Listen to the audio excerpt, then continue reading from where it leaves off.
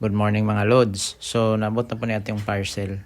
So kani siya nga parcel, phone holder ni siya para sa helmet. So usually kung mapalit ka og kanang mga action cam, na naman na siya dalang holder para sa helmet, pero kay kaning sugod-sugod pa ta lagi og video-video, so wala gyud tay mga ingon ana action cam. So kita man ko sa Shopee aning phone holder para in kaso kung mo biyahe pwede ta makakuha og mga videos sa kuan palibot.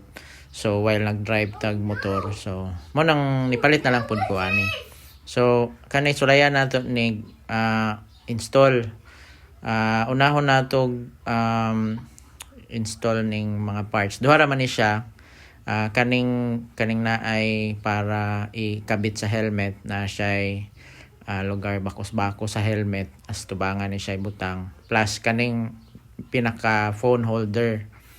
So kani siya unahon ni nato og kuan assemble kaning phone holder. Sayon raman ni siya naramay, wala siya guide nga gipadala from seller, pero kaya ra gini siyang i-install misan og si kinsa kay naraman ang parts, gamay ra pod ang parts, and then napod siya murag guide kung asa nimo ipansak, unsay ipansak dapat para ma-assemble siya. So mao ni siya, kana gamay lang ano na lang nato. Then nara pod siya dalang screw and nut para pahugot. Okay, so kana siya nga part, imura na siyang iduot para mo clip siya diha. And then atong ibutang ang nut og ang screw ba tawag ani kaning kuan. So kana siya. And then after so pwede na natong ibutang sa pag mahugot na nato naman siya nut nga built-in diha, imura na siyang ipahugot. So muna siya para hugot sa imuhang holder. So imura pong bana nga dili pod ma-lost thread, kay basin yag sobra ka kusog imong paghugot and then na lost thread na di na noon magamit. So after atong ikabit na siya sa helmet. So lang gamito nato ng mga bakos-bakos, tulo siya kabuok.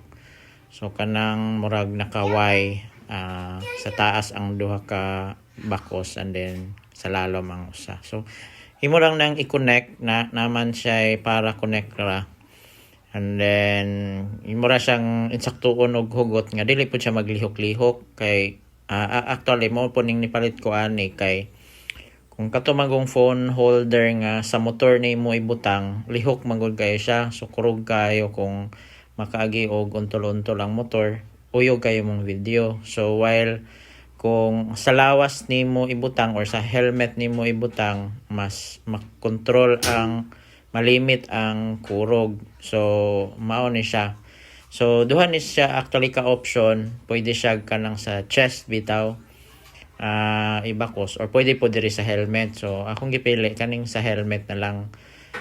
So kana siya, kinahanglan lang nimong medyo dugay nato na nakuha kung saan gid siya pagtaod, kay lagi wala siya guide. So murag trial and error siya nga